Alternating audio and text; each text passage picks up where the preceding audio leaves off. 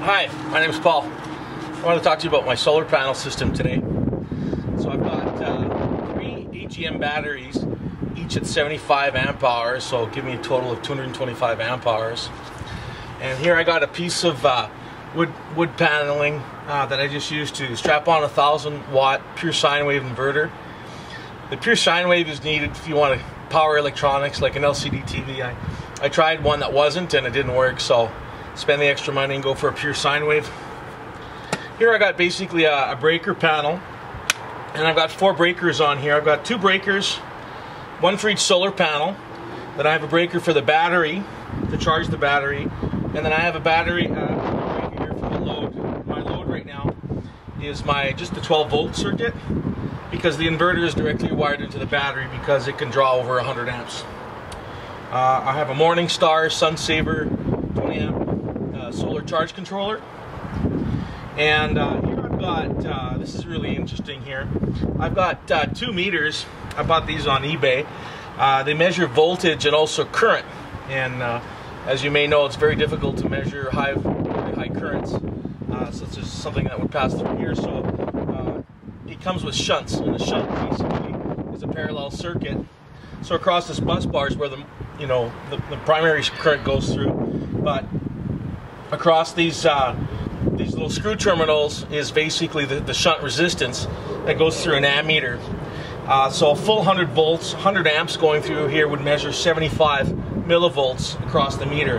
And then this little gadget here does the math and to tell you what the current reading is.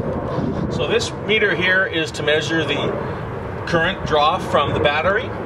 So it's connected to the battery. And this meter here is connected directly to the solar panel. It measures the amount of current that's going basically into the batteries.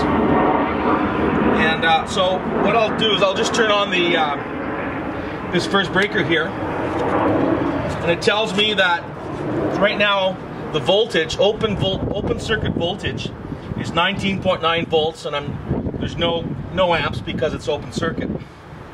So what I'll do now is I'll turn on the battery.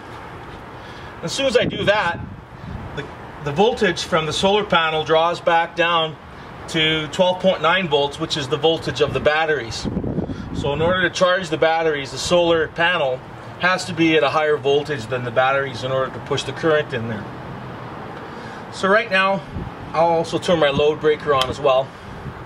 I don't have a solar panel, a second solar panel, so I'll just leave this one off for now.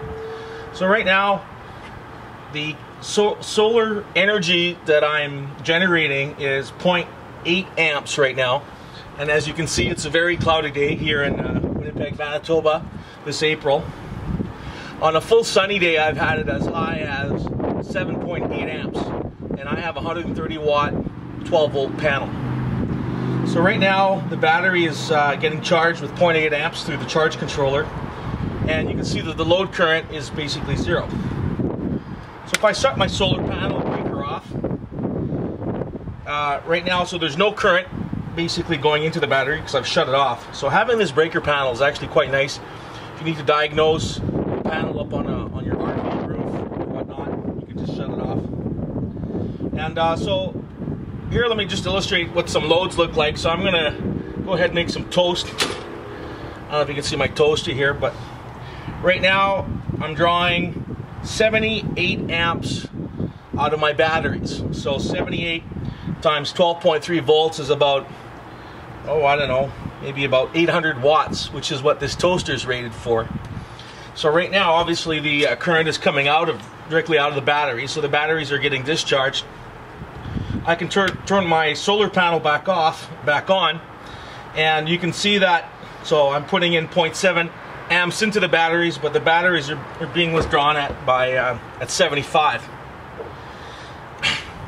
One thing the way I've wired the meters up is that this meter is configured to basically show what is the net amount of current coming out of the battery. So the amount of current going into the battery minus the amount of current going out is what this meter is displaying. So basically the net. That's kind of the way how I want to look at it.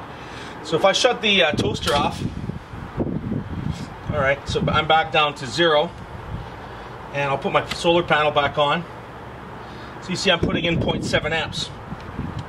If I turn this little 12 volt fan on, so right now it's reading, I'm generating 1.3. This hardly takes any, so let me put this one on. Got this big light here. So okay, when I put that light on, I'm generating 0.7, but I'm drawing 5.8.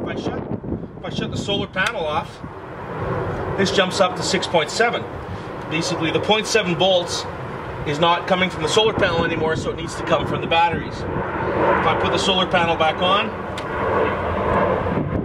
you see that it drops down to 5.7. Alright, and so I basically wired in a 15 amp breaker for my cigarette lighter adapter, and I bought this an extension module. So I'm going to have things in the RV, like a couple of these fans. I don't have air conditioning at night, so I'm going to need to sleep.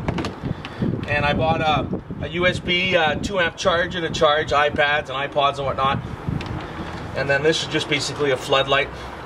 I'm probably going to hook up some 12 volt LED lights and put them around the trailer. Anyways, I'm going to go make some toast. So nice talking to you, and happy RVing with your solar system. Cheers.